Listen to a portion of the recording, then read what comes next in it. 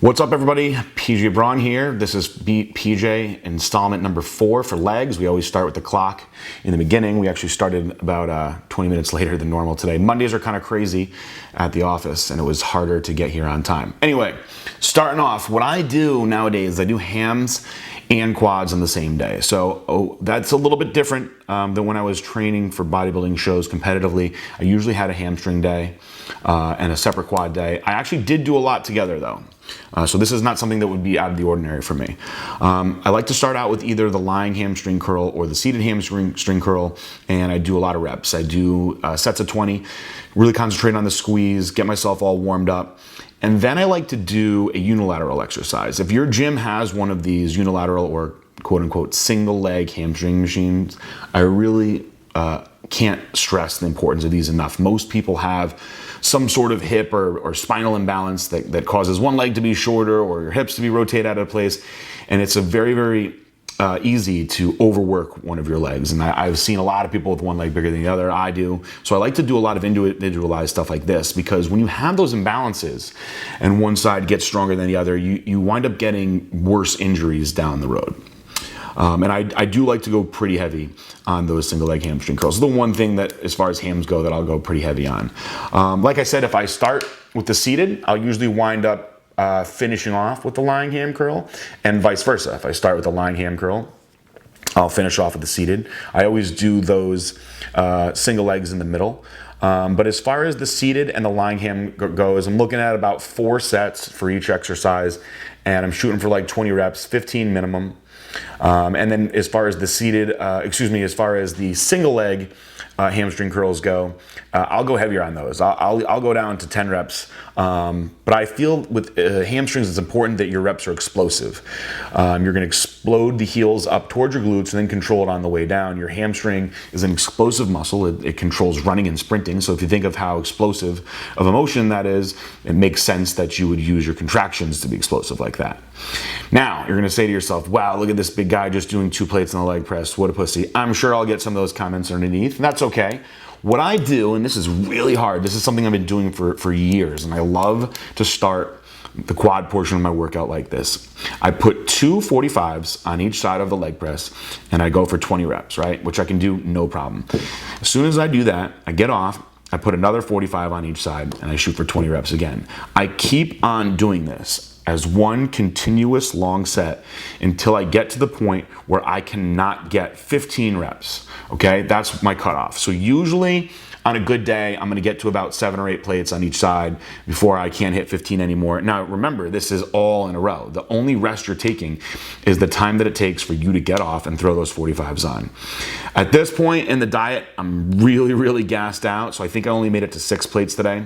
Plus my back was kind of bothering me for some reason. I think it might have been something to do with the higher carbs that I ate the day before. But what happens is when I get to my heaviest set, where I can't get my 15 reps minimum, I then cut the weight exactly in half. So if it's 7 plates, we'll say I go to 3 or 4. If it's 4 plates, I go to 4 on each side.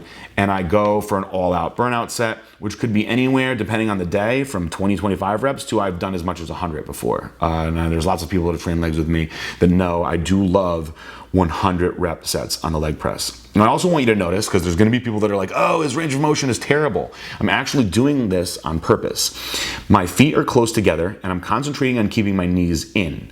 When you let your knees come out and get a farther range of motion, you activate your hamstrings and your glutes a lot more. Now, there's nothing wrong with that, but my hamstrings and glutes are already pretty fatigued from what I did, so I want to focus really hard on my quads. I want to build my quads as much as possible, and that is why I'm doing it in this particular manner. Also, when you concentrate on holding your knees in like that, just like when you do a hack squat, you can really stimulate, I believe at least, the outer part of your quad, the sweep, so to speak, a lot more. So this is something that I focus on a lot. As soon as you open up that stance and let those knees come out to the side of your body and get that super deep range of motion, which definitely has its place, you start stimulating a lot of the extra muscles more.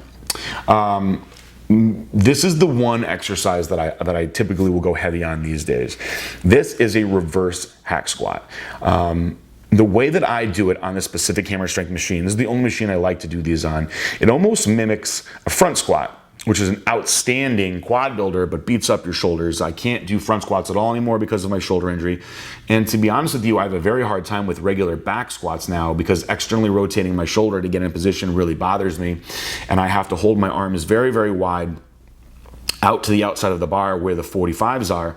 And it's just not a comfortable motion for me anymore. It's unfortunate because squats are probably my favorite exercise, but I can't do them too often without a lot of pain back there, although we are working on that. When I get into this machine, this reverse hack machine, there's a couple of ways that you could do this. I want you to notice the way that I'm doing it. I'm keeping my feet very, very low on the seat. I'm keeping my stance close, and I'm going very, very deep, but I'm coming straight down. I'm not sticking my glutes too far back to try to engage all that glute. However, when you're going down as far as I am, you'll see I'm going far below 90 degrees. You're definitely gonna engage glutes, which is totally fine. Your glutes are an explosive muscle and they're gonna help power through this. But I'm trying to get as much stress right on the top of my knees in that quad area as much as possible. I can go pretty heavy on these. I'm still pretty powerful. I don't, have injuries to my lower body like I do in the upper body, so I'm not afraid of holding some heavy weight. And what I'll do on this one is I'll typically start out one plate on each side, do a set of maybe 12, 15, and I'll just keep going up one plate at a time. I'll usually shoot for the minimum reps that I'll do is 8. I think if I'm not getting 8 reps, then it's just too heavy. Pretty sure I went up to 5 plates on each side on this one today. I actually can go heavier on this one, when I'm eating good and it's off season. Also, you'll notice that we're zooming in on my shirt quite a bit here. I don't wear tank tops on leg day. I like to wear my hoodies on leg day especially. But I wanted to give some special love to my buddies at Natural Body. They are the #1 account that I have with Blackstone Labs, and they're also very good friends of mine. Steve is running an awesome operation up there. If I ever open my own store, I want to run it the way Steve does. He's got his right-hand man, Tim. They're awesome guys. We've done exclusive products with them, and nobody moves more Blackstone Labs than Natural Body up in New York. So check those guys out. They have awesome prices on other products too. Of course, I want you to buy Blackstone Labs from them. But Natural Body New York, man, that's my place. Those are my guys. I love those guys. All right, moving on. Another one where you're going to say, wow, look at this big guy using such light weight. But I can promise you, if you're going at the pace that I'm going, and you try doing these after your heavy reverse hacks, they'll kill you, all right? So this is a standard hack squat, feet very, very low, feet together, knees in, and what I want you to notice I'm gonna stop here. I'm here, focusing on going really slow in the negative, and just pausing it at the bottom for a second. I want everybody to notice the way that my toes are turned in. I'm not just turning my ankles in, I've actually internally rotated my hips from the top, and that is what's most important when you're doing this exercise with this light weight. When you internally rotate your hips like that from the top, you will stimulate the outside of your quad like crazy. But you have to internally rotate your hips from the top, okay? You're not just turning your toes in at the bottom of the motion. These burn like crazy. The same goes for when you're doing a leg extension and people think, all right, I'm gonna turn my toes out here and I'm gonna hit the inside, and now I'm gonna turn my toes in and hit the outside. Just turning your toes, all you're doing is turning your toes. You're working your ankles.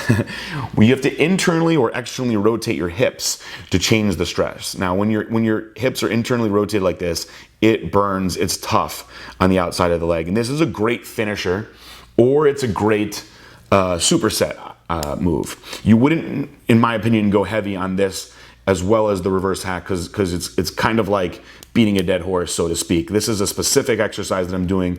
I'm going slow in the negative, and I'm controlling that pause you see right there at the bottom just for a second. You're gonna take that dead 1/1000 count, boom, and then come back up. You're keeping constant blood pumping into that area, and it burns really bad. You can see I'm getting pretty vascular as I'm doing it. I'm getting a pretty good pump. I was never really known for monstrous legs, but they're definitely pretty pumped for sure right now. It's another cool exercise that you don't see every day. The foot position is key. Moving on, the dumbbell plie squat, a favorite of my bikini competitors, and I think that a lot of guys are afraid to do this exercise because they think it's girly. Let me tell you something, you do this exercise late in the workout and it is hard. If you're not gonna do a squat too, then you definitely gotta throw these in. Much like the sumo deadlift, you're taking a wide sumo or plie stance where your toes are pointed outward. You're letting your knees travel over your toe and you're dropping your glutes down deep as possible, pushing through your heels to squeeze the glutes all the way up. This is pure glute stimulation. It burns like crazy. And it's also gonna crush your inner thigh. So for all the ladies that watch these videos, this should be a staple in your routine because it's gonna nail that inner thigh, that ham glute tie-in area like crazy. Show a little ab action, why not, for a leg day, right? Makes a lot of sense. But it's gonna help tie everything in back there. You know, you don't wanna focus all on just hams and quads because you're a guy, you don't care about your butt. You think, oh, I'm doing squats that'll hit my butt. This is something I really think, especially for you guys that are having maybe some weaknesses in your ham glute tie-in area for your back double bi, stuff like that. Or if you just want some more roundness back there, this is how you're gonna really, really stimulate that area. And if you want a great exercise to pair with this for superset purposes, because you know I like to do a lot of supersets and giant sets, good old-fashioned Romanian deadlift is a great, great combination to this, which you'll see me doing right now. I cannot go heavy with these after doing all that other stuff, especially if you're going to superset with a dumbbell plie squat. I'm good with about a plate. The stretch and range of motion is more important than anything else. This is not a stiff-legged deadlift. This is not a conventional deadlift. This is a Romanian deadlift, which I think is the most important deadlift exercise to specifically hit the glutes, okay? Because what you're doing here is why I pulled up my shorts so you can see from the side. You have a soft knee, and the method of action is coming from your hips. So from the top, the start of the motion is you're bringing your hips back, and then you're just letting the weight follow straight down. See, as my hips come back, the stretch is coming from my glutes down the back of my leg, okay? You have to have a soft knee, and the method of the motion has to come from your hips when you're doing this. This is another one, ladies, this is gonna really, really hammer that ham glute tie-in, make that butt look super round and tight at the bottom. And guys, like I said, you're weak in the back double bi, back lat spread department, this is an exercise that you wanna have in. Finishing off, good old-fashioned leg extensions. Nothing too fancy about these. This particular gym, I don't really like the leg extensions. They both kind of aggravate my knees. I've moved around the seat in a way where I feel it is comfortable for me. You should always want the back of the seat to have you positioned 90 degrees, and you should also want the pad that you're sitting on to be exactly behind your knees. You don't want to have a big space, and you also don't want to be so far back that you can't get a full range of motion. Some people will say that you shouldn't lock out your knee on this exercise and that it's not safe for your knee. I disagree. Your knee locks out in regular life, so I don't see why you can't lock it out with a little bit of weight being held on it. But if you do have a knee injury and you're gonna isolate the knee joint in a machine like this is probably not something for you. I don't have a knee injury, so I will keep doing these fine. And I like to stretch in between these. At this point, I'm pretty gassed out. You see, I've sweat through my natural body shirt quite a bit. I don't stretch really too much in the beginning of my leg workouts. I do think that when you stretch in the beginning of a workout cold, you can increase your chance of injury. But once you've got the blood flowing, when you do some light stretching like this, just very light static stretching, you can actually increase your range of motion, increase the amount of blood that you can drive into the joint, in theory, expanding the fascia so you can get more growth. I'll typically do all the exercises just like every other body parts you've seen.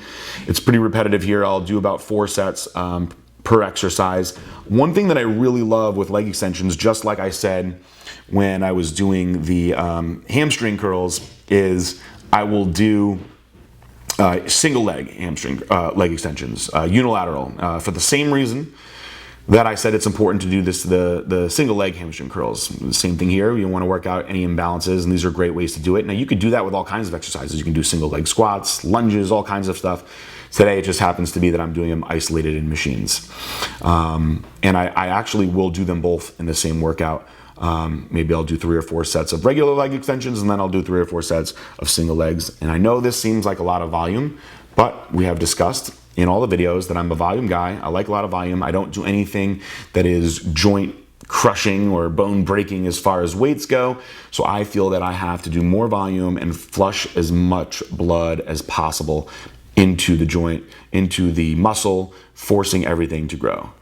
Almost done here. What I did was I worked my way up and then I progressively worked my way down. And you'll see that I'm not able to even get too many reps anymore at this point. I strategized a high carb day before this workout. I usually always do that. If people are curious, the way that I structure my dieting, my meal planning, I usually do legs on Mondays. Sundays I rest. I do still do cardio, but I keep my carbs, or if I were to have a cheat meal, on that Sunday so I can fuel up for the workout. There's one last exercise that I wanted to show you guys. If you don't have the hammer strength, or perhaps Cybex single leg hamstring machine you saw me doing the workout, do them in a lying hamstring machine like this. It's actually, you'll be surprised how much tougher it is to do it with just one leg. And it's okay. You want to focus on form and squeezing that one leg and working out those imbalances. But I wanted to throw this in here to show you guys the form on it. I don't love this lying hamstring curl either. I like the ones that are actually completely flat, not angled up like this. But whatever one your gym has, you can make good use of it. And there you go. That's my leg workout. Lots of volume. The Beat PJ codes are still in effect for discount at Blackstone Labs is 15% off, and 20 at Prime. There's the clock. You could not do this workout in 45 minutes. I tried my best. It's just too much volume. Thanks, guys. Next video is coming soon.